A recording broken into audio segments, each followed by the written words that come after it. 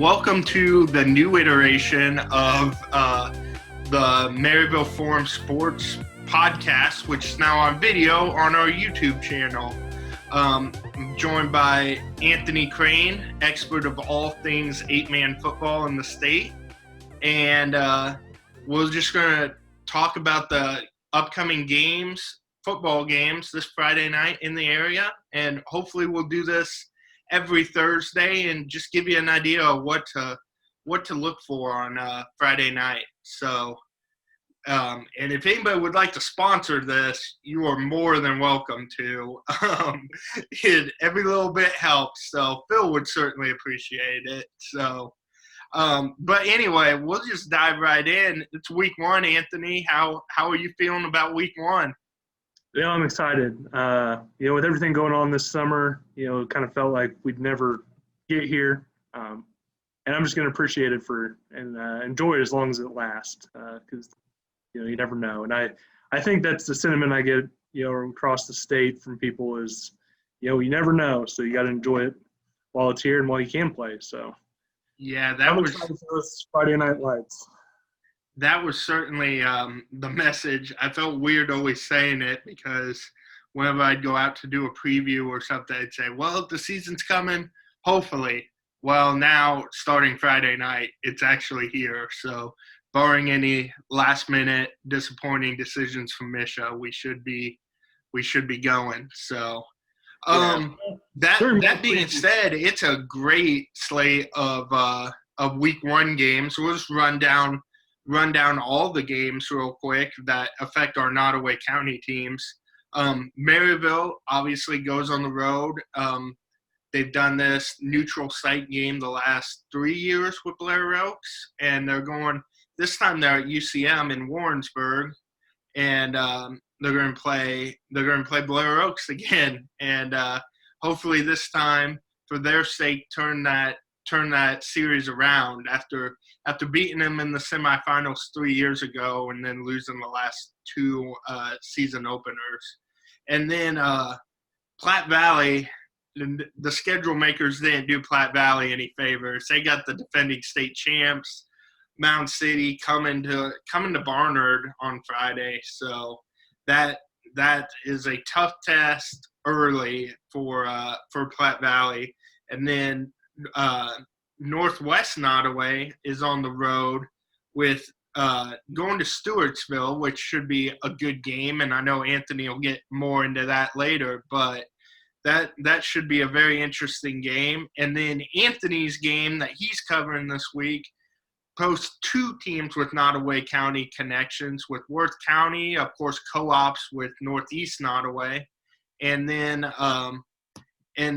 South Holt, Nottoway Holt, that co-op, obviously, and that should also be a really good game coming up.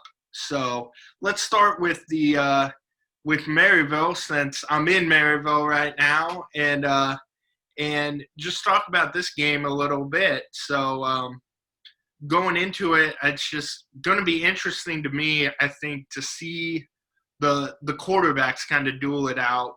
Maryville's obviously not a super passing reliant offense most of the time. They got a little bit more so that way last year with now 3-year starter Ben Walker back at quarterback. And last year he had a bunch of receivers, including Tate Oglesby, who was obviously a very good receiver. But coming into this game, it'll be interesting to see which quarterback has a better game. And that doesn't mean stats. That means taking care of the ball, avoiding sacks, just making good decisions, because Dylan Hare, the quarterback for Blair Oaks, is certainly gonna put up some passing numbers with the way they run their offense. But it'll be interesting to see what they to see how they answer that Spoofhound defense with his talents. Yeah, and with Walker, how much better can he be? This is third year starting, but it seemed like the last few years, and with Maryville, it's almost every year they lose a lot of talent. So with him, what are they looking at talent-wise at the skill position to help Walker? Well, they do, like you said, they lose people every year. A couple years ago, it was that backfield of Tyler Houch and Eli Dallas, who are both at Northwest now. And last year, Aiden Cullen stepped in, did a really good job statistically. I obviously wasn't here during that year, but he had started to come on the scene that year prior, and did a really good job. But they also have Trey Houch, Tyler's little brother, who's now been voted a captain on the team, along with the other running back, Connor Weiss, another senior he's played offense. He hasn't been the primary back yet, the way he probably will be this year alongside Trey. But he's played a lot of defense over the last couple of years for the Hounds, and he's an experienced player. There's a reason they voted him captain. They have a lot of talent there at running back that is, even though they haven't been doing it for 3 years the same way Ben has, they're both players that I think the coaching staff has a lot of faith in. And at receiver, it's kind of some guys that need to step up a little bit, but they've also been in the program for a long time, and it's that next man up type thing. Caleb Kreisinger, Matt Goodrich, both seniors, come in and play, and just from a little bit I saw at practice, they were playing well, making some good catches. So it's if you just judge it straight off numbers for Ben's season, I don't know if it's going to be what it's been the past 2 years, just because Tate was a very good receiver and gave them a comfort level out there they don't always have. But I think decision making and just being efficient with the ball is what Matt Webb and Matt Houchin, the offensive coordinator, are going to want to see. And I think that's really what you always want to see, especially in a run-heavy offense like Maryville has. Yeah. And defensively, looking back the last 4 years, I think the most they've averaged a season is like 13 points a game. The last 2 years, it's been 10 points a game. What have you going to practice? What have you seen? What have you heard about that side of the ball? Well, just like offensively, they're a little young up front, or not necessarily young. That they just replace quite a bit up front. Trey Houch at linebacker. They've got a good linebacking core really all together, with all those guys. And the secondary is one point that Coach Webb really pointed out to me, where they have a lot of veterans. Like I mentioned before, Connor Weiss is back there. Brady Farnan's back there. Goodrich, Kreisinger, all those, the usual suspects that I mentioned before back there. So he's, even though that's another spot where they're missed Tate because he was a really good corner, they have some bodies back there that are experienced, have been in the program, and are set to go. The interesting thing for this week's matchup, I think, is that Blair Oaks is replacing all 5 of their offensive linemen from last year. And in the semifinals 3 years ago, that was really where Maryville had that big defensive and offensive line with guys like Jalen Sundell, Jackson Sanders, Jacob Search, those guys. And they just, frankly, destroyed Blair Oaks. And they were up by more than 40 points at halftime.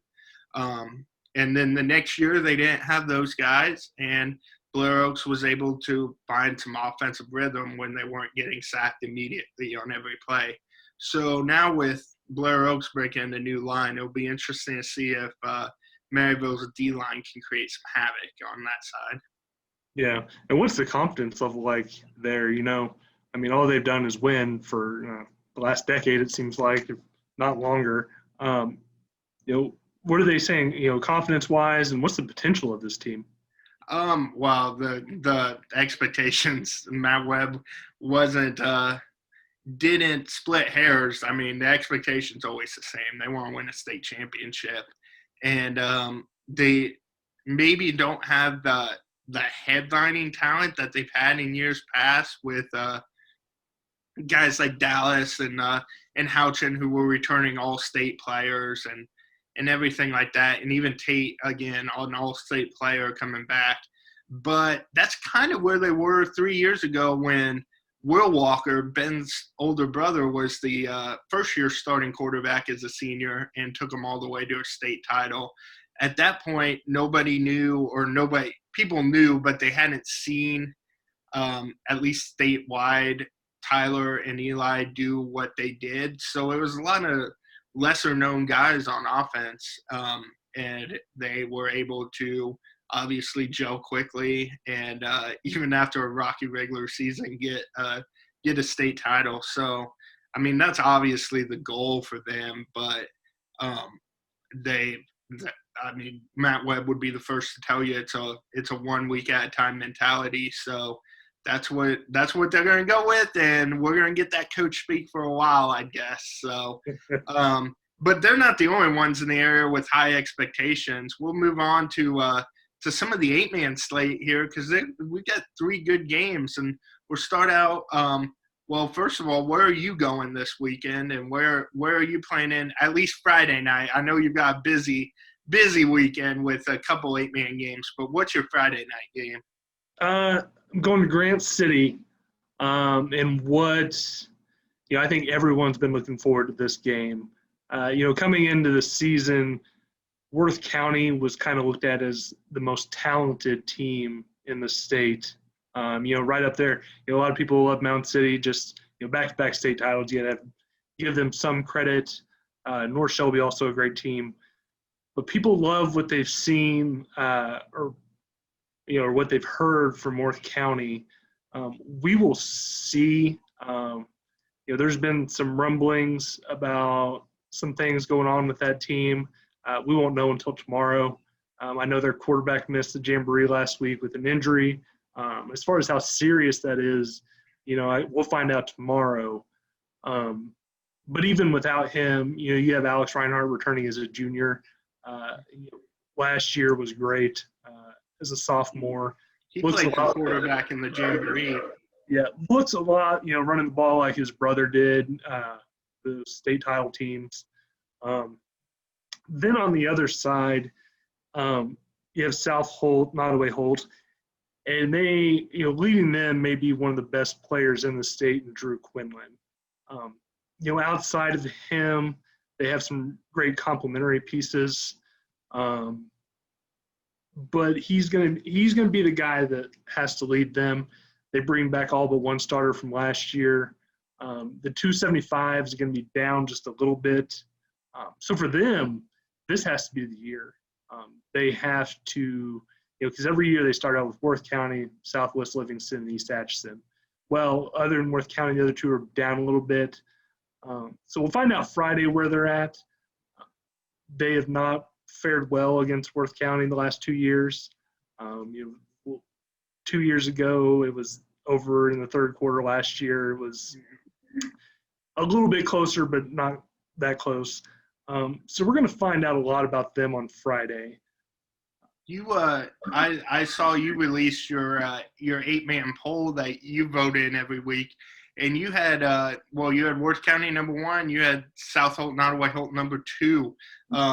Certainly for South Holt, Nottoway Holt, that's a little higher than most. So is that all the Drew Quinlan factor, or talk to us a little bit about why you're a fan of what Coach Peterson's got going on down there? Well, and I think you kind of nailed it there. Coach Peterson is, he's a fantastic offensive mind. Last year he took over the defense, and they improved a little bit from the year before, but they still weren't great. Also this year they've added a guy that, played at South Holt. They really like him. That's all they could talk about was, how much better they felt about the defensive side of the ball. Yeah, Zach Walker's that new defensive coordinator, who's a very good linebacker when he played there. Some fans may remember him. But then we moved down to another one of those, probably I think was third in your preseason poll, Mound City, which may have angered some of the Panther faithful out there. But they go to Barnard, played Platte Valley this week. Just talk to us a little bit about what you expect to see out of that game. And I know Platte Valley lost quite a bit from last year's team. So what do you hope to see from them, and what could be a tough matchup here in week one? It'll be a tough matchup. Um, I wasn't real high on Platte Valley before I got to practice. Uh, but after seeing them, I feel a little bit better.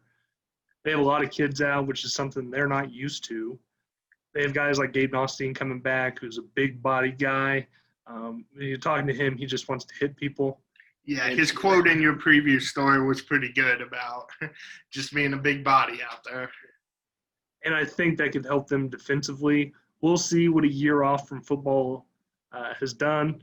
He did spend the summer in physical training for the Army, so maybe he's ready to go. He may be the most prepared guy in 8-man because everyone I talked to is talking about their kids being out of shape. I don't think you can say that about him. And no, Gabe is ready to go. They're not the Nottoway County team to preview, obviously, but talk a little bit just about Mound City, since they'll be competing to try to win another state title, and what makes Mound City so tough, and what will pose problems for Platte Valley if they try to pull the upset. Well, the joke you talk to people is Mound City runs 3 offensive plays. Talking to their coach, he said something about maybe changing a little bit, but that may be coach speak. I can't imagine they're going to be any different. The problem for them, and it'll be one we'll have to, wait to see, is you lose 2 first-team All-State running backs. You return Landon Papa, who was a fantastic runner, but it becomes a little bit easier when you're focusing on one guy, defensively to stop them. So for them, it'll be all about who steps up for them in the backfield. Defensively, I expect them to still be fairly strong. But again, they lost 33 sacks from that team that graduated a year ago. That's going to be hard to replace. That is kind of why, I put them at 3 is until I see it, I don't know what to expect from them. Maybe it's a little bit like, the Spoof Hounds. You lose all that, and they replace it, but you have to see it first. And that's kind of how I am with Mound City. And for them, they get a fairly easy schedule to start off with. They don't play a great team until week 3 in Albany. So my thing with this game is I think Platte Valley will be better. I don't think you'll see it week 1. I think it's going to take Trevor McQueen a little bit of time to adjust the quarterback position. He hadn't played football in high school until last year. And quarterback's tough, whether you're throwing the ball or just, in a running offense. One guy that they, should be excited about is Carter Luke.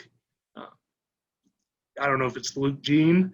I was going to say, just to give people who maybe haven't followed Platte Valley a little bit of background, they're replacing quarterback Patrick O'Connor and running back Dalton Luke from last year's offense. And that was obviously a huge chunk of their offense last year going in. So Carter Luke is Dalton's little brother who they'll be counting on to step up. Yeah, and no offense to Carter Luke, I don't know how you replace Dalton Luke. But we'll see. They're going to have to change their offense really because they're 2 different players. Carter was a little taller, thinner. Cree said he was just as fast as Dalton. So we'll have to see. But he's not going to be a guy that you can just constantly run between the tackles like you did with Dalton. So that would be an interesting thing to see once I get to Platte Valley, and I think I'm going there in week 2, to see how they adjust offensively when you lose a guy like Dalton. But yeah, I'm a little bit higher on Platte Valley. I just don't think we'll see it in week 1. But you never know. Gotcha. And the last game from the area this week is Northwest Nottoway headed down to Stewartsville. I think they played this game the last couple years, week 1, and it was a good game the last couple of years too, even as Northwest Nottoway's been down. So definitely both teams probably got this one circled on their schedule as a winnable game, I think. So talk to us a little bit about where both those teams kind of are in their rebuilds of their programs, and what your initial thoughts are about this game. Yeah. Well, this may prevent me from getting my doctorate in 8-man. Stewartsville was one of the few schools I wasn't able to get to. But looking at last year, I don't think they're going to be very good. So yeah, for the Muskets, this is a very, very winnable game. Now, speaking to them, they had a great offseason. With Coach McAfee coming in, they spent more time during the summer going through plays in which they said they hadn't done before. They'd lift some, but there was a bigger emphasis on that this year. So offensively, I think if they can get in the right scheme, they'll be fine. And you see that with teams all over. Nothing against Southwest Livingston. You saw them run to the state title game behind one guy. Now that guy was maybe one of the best quarterbacks to do it in 8-man. Yeah. But Carson Oberhauser is a great runner. And you add that, last year he accounted for 95% of their offense, if not more. But this year you had Gabe Goff, who's back. He missed last year with a foot injury. He's a good athlete, a good runner. So that gives them a 1-2 punch. And talking to them, they're excited about the receivers too. They think this would be a little more balanced offense than we've seen from them in the past. And so things are looking up at Northwest Nottoway. So. Yeah, and before we get into, we're gonna pick these 4 games here. But before we get into that, you've mentioned a couple times your doctorate you're working on in 8-man football. So just explain the project you've been doing the last couple months here, and talk to us a little bit about how you became, I think, one of the most knowledgeable voices on 8-man in the entire state. You've certainly done the work to earn that. So just talk a little bit about the project you've been working on. Well, I kind of started, the idea of this project came a little late. So I was trying to jam everything into, a few weeks. But that's all I had, especially with, COVID. I basically had to wait for everyone to start practice. So in about a 2-week period, I was everywhere from Grant City to Liberal, Missouri. And really this all started, a few years ago when I started at the Forum with you. You put me on 8-man. I spent a lot of time there. I see that they don't really get coverage. You see the major news outlets around the area. Maybe they show up for, like last year, the semifinal game, Southwest Livingston, they were there. Other than that, they don't really get any coverage. Yeah. And there's a lot of good people. The kids are great. It's hard to find a coach in 8-man that you don't enjoy talking to. And I found that out even more traveling, is it's everywhere, and everyone's adjusting. Because, you go south, a lot of those schools are just in their second year of 8-man. There's some adjustment there because the communities and the players and coaches don't always love the idea of moving down. But, you see in football, that's kind of the direction we're heading. Outside of your major cities, it's hard. Some schools like Concordia have 13 players, but the coach is positive. The kids, it's football, and that's what it comes down to. The kids, maybe at first they don't love it, but you have to realize it's still football. And so I wanted to shine that light on them, give them the coverage they deserve. And because what I found out over the last few years is once I branch out, started doing picks and my own polls before, the 8-man poll really became a thing, is you would go to games like Pattonsburg, and after a win, they'd be like, well, your score was a little off. I'm like, so, they're reading it there. You go to East Atchison, they're talking about, every week they print off the previews or the poll or whatever, they hang it up. Even down in Drexel, that coach said they couldn't wait to get the new story each week. So they appreciate it. And that's, selfishly, there is that part of me that, I love writing and I love football. And so I get to do both. But I also get to help out these communities that don't get the coverage they frankly deserve. and we'll back up a little bit to explain kind of what you're talking about with traveling everywhere. Anthony, in the lead up to the season here has previewed almost every. It sounds like Stewartsville might have got the short end, but almost every 8-man team in the entire state. And just wrote up previews. Obviously, his ones on the Nottoway County schools, they are available in the Maryville Forum fall sports preview that came out today, along with all the Spoof Hound stuff and all the other sports from those smaller schools.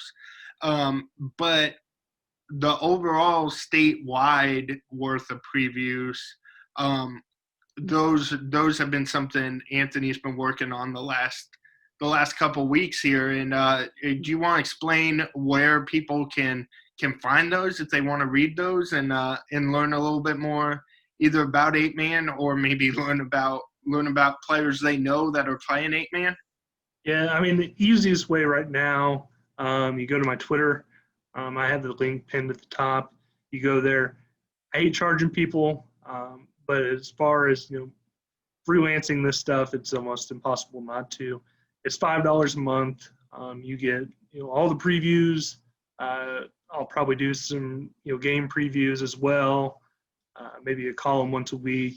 So you get a lot of information for $5, and it goes a long way in helping these, kids and getting the attention they deserve. So yeah, I know. Go to Facebook and the Missouri 8-man page, and you can probably find it there as well. So I know the last couple of weeks you were driving all over the state, so a little bit to help with your gas money definitely is not too much to ask for that. So now our last segment to wrap up these preview, I guess, shows you'd call it, is picks for this week, and we've got 4 games to pick, so we'll just go back and forth. And I'll start with the Maryville Blair Oaks game. I think what I had mentioned before about the line play, maybe taking a step back for Blair Oaks, is really going to play dividends in this game.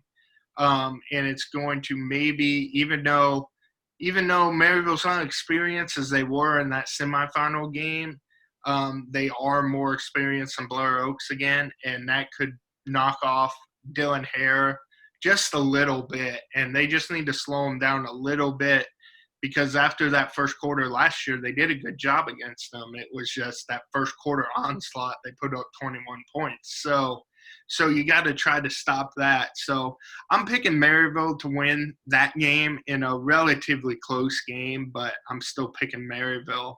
Do you have a pick for Maryville Blair Oaks, Anthony? Though I'm not as knowledgeable in the 11-man as I once was, the last 2 years have been relatively close games. I'll go with Maryville. I'd probably like a 21-17 score. Counting on the kicker. Counting on the kicker to make himself a kick. Gotcha. So I'll let you go first on this next one. Let's go to your game of the week, Worth County and South Holt Nottoway Holt. What's your prediction for that? Going into it, 2 weeks ago, if you would ask me, I probably would have given the nod to Worth County. But with everything going on, the injuries, everything like that, I think South Holt Nottoway Holt will want to prove themselves. So I see them winning. I think it'll still be close because quarterback, no quarterback. Worth County is a very talented team. But I think the Spartans win. I am going to go the other way on that game from you. I know with some doubt about Gladstone and if he's playing, if he's not, maybe some other questions about the team. But football is a game that's won in the trenches, and Drew Quinlan doesn't play offensive line. Until he does, I'm gonna go with the team that I know always has great trench play every year.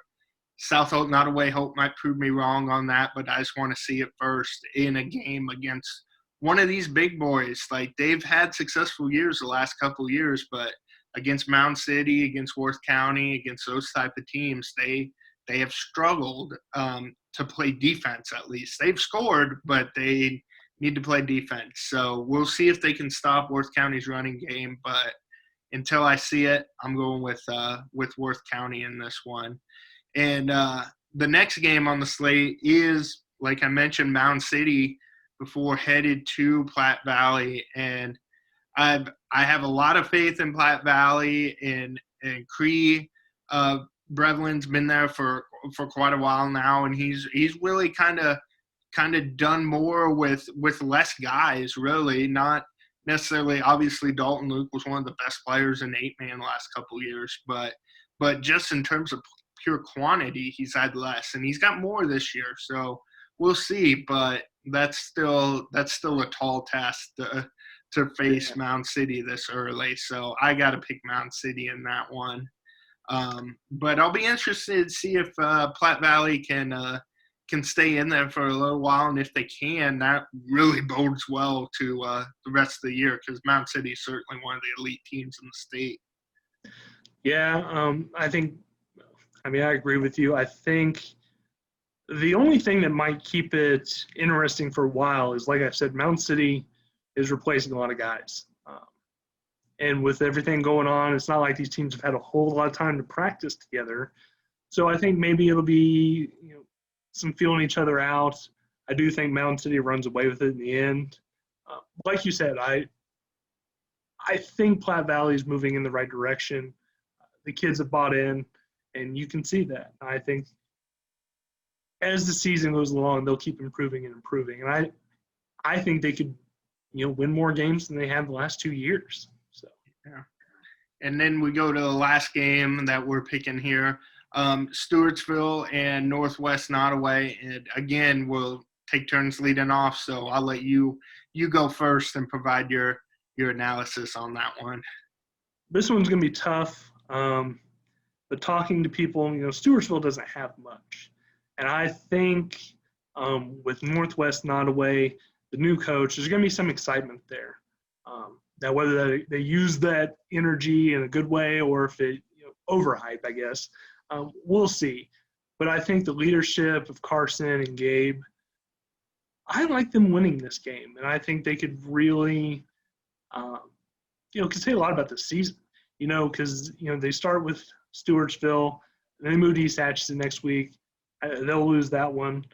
But then, they get Platte Valley the week after. This team could very well start 2-1, which, could build some momentum going the rest of the way. Yeah, this is my lock of the week. I'm putting the mortgage down on Northwest Nod to go down there, get themselves a win. That team, there's no substitute for experience. Obviously, you need talent too, but those guys have been playing together for years now. Carson's been an integral part of their team since he was a freshman.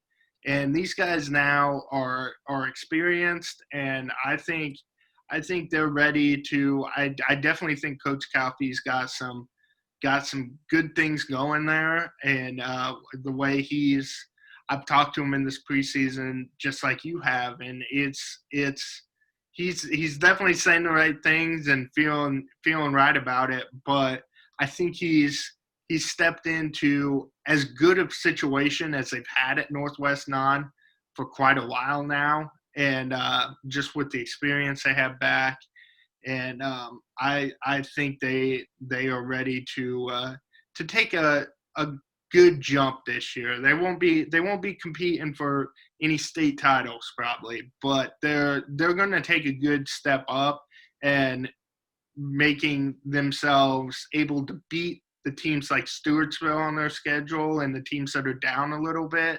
I think they'll be able to handle those teams pretty well and even compete with some of the big boys in 8-man. So I'm very curious to see what the Muskets can do this year.